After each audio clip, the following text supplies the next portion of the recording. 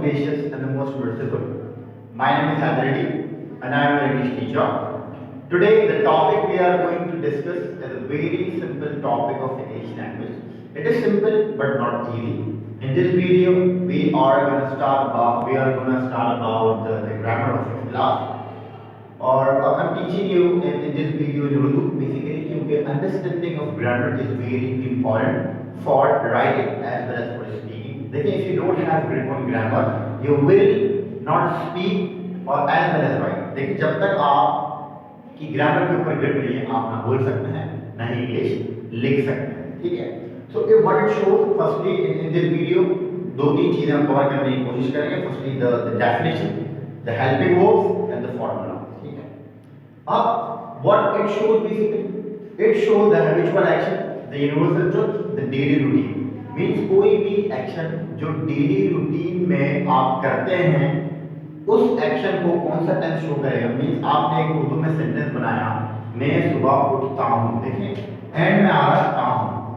Identification है इसकी कि जब भी आपके एंड में ताहूँ ती है या ते है आएगा आप उस सेंटेंस को it is mandatory to translate by using the formula of present simple tense. ठीक है, प्रेजेंट सिंपल टेंस को आपने अपने माइंड में रखना है.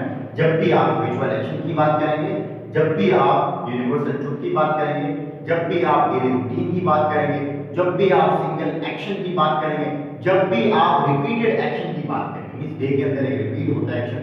मैं पढ़ाता हूँ, मैं सुबह उठता हूँ, मैं ब्रश करता हूँ, ठीक है, मैं फेस वॉश करता हूँ, मैं नहाता हूँ, ये सारे आपके एक्शंस हैं. ठीक है, ये कौन से टेंस में शो होंगे? प्रेजेंट सिंपल के टेंस में. ठीक है, देखिए सबसे पहले आपको अंडरस्टैंड करने की जरूरत है कि what basically the tense show. Tense show किस चीज को करता है? So there are two helping verbs do and does. अब do and does the question आएगा आपके माइंड में कि किसके साथ, किन सब्जेक्ट के साथ आप डू लगा सकते हैं, किन सब्जेक्ट के साथ आप डज लगा सकते हैं. ठीक है, तो सब्जेक्ट आपको लगे हमने I, you, we, they, she, he, it, any name, singular, plural. ठीक है, इन सब के साथ आप क्या लगाएंगे? डू. इन सब के साथ आप लगाएंगे डज. फिर आपको एक और नोट करने की बात है, we don't use the helping verb in the affirmative sentence. ठीक है, affirmative sentences के अंदर आप बेटा आप कभी भी do and does का यूज नहीं करेंगे. affirmative में सब्जेक्ट के बाद डायरेक्टली क्या लगेगी? वर्ब की फर्स्ट फॉर्म लगेगी, उसके बाद डायरेक्टली ऑब्जेक्ट लगेगा. ठीक है, अब आपके जहन में सवाल आएगा what subject is, what basically verb is, what basically object is. ठीक है, तीन हमारे पास चीजें हैं, subject, object and verb. Object और subject, verb and object. Subject in simple Urdu the word, और इन सिंपल उर्दू जो कि काम करता है, means the word that takes an action in the sentence is known as subject. Object की definition है that does not take N action in the sentence is known as object. Means जिस पर काम होता है, जो काम करता है, काम करने वाला सब्जेक्ट है, जिस पर काम होता है वो ऑब्जेक्ट है. वो means any action, means action word, कोई भी वर्ड जो कि किसी एक्शन को शो करेगा, करना, खाना, आना, पीना, सोना, उसको आप बोलते हैं कि ये वर्ब है. कोई भी एक्शन वर्ड होगा उसको आप वर्ब बोलते हैं. लाइक प्ले, प्ले मींस खेलना, आपने सब्जेक्ट प्ले लगाना है, आई प्ले आपने ऑब्जेक्ट लगाना है, क्या खेलते हैं. ठीक है, अब आपने ये तीन चीजें लगा दी, आई प्ले करके. ठीक है, अब आप जब भी आप ही, शी, इट के साथ सेंटेंस बनाएंगे, means when we take sentence with he, she, it और थर्ड पर्सन सिंगुलर, इसको थर्ड पर्सन सिंगुलर कहते हैं, या किसी नेम के साथ या किसी सिंगुलर के साथ, तो आप क्या करेंगे?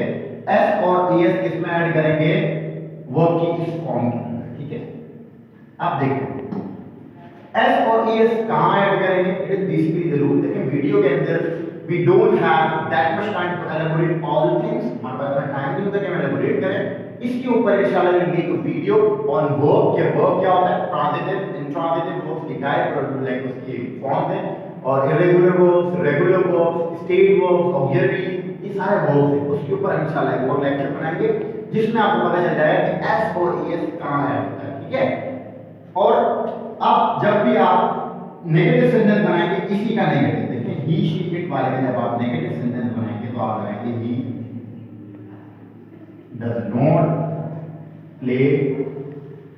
ठीक है, मैंने आपको बताया कि जब भी आप थर्ड पर्सन के साथ सेंटेंस बनाएंगे तो आप डज लगाएंगे, जब भी आप इन सब के साथ सेंटेंस बनाएंगे तो डू लगाएंगे। ठीक है, एक और बात याद रखने के लाइक इस तरह भी सेंटेंस बन जाता है अली एंड उस्मान, इसके साथ भी डू लगेगा। ठीक है, क्योंकि ये भी प्लरल है, प्लरल जितनी भी चीजें हो जाएंगी उनके साथ डू लगेगा, आदमी के साथ डज लगेगा। I play cricket, I do not play cricket, do I play cricket, do I not play cricket, ये चार सेंटेंस मैंने बनाए।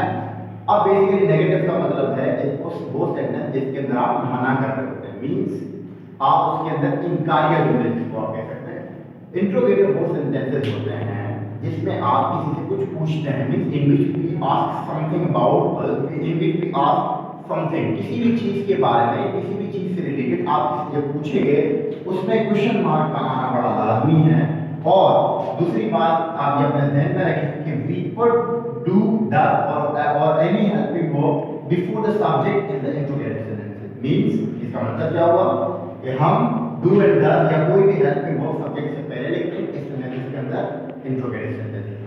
लास्ट में interrogative negative, this is all about the present simple tense. ठीक है, आई होप कि आपको समझ आया होगा।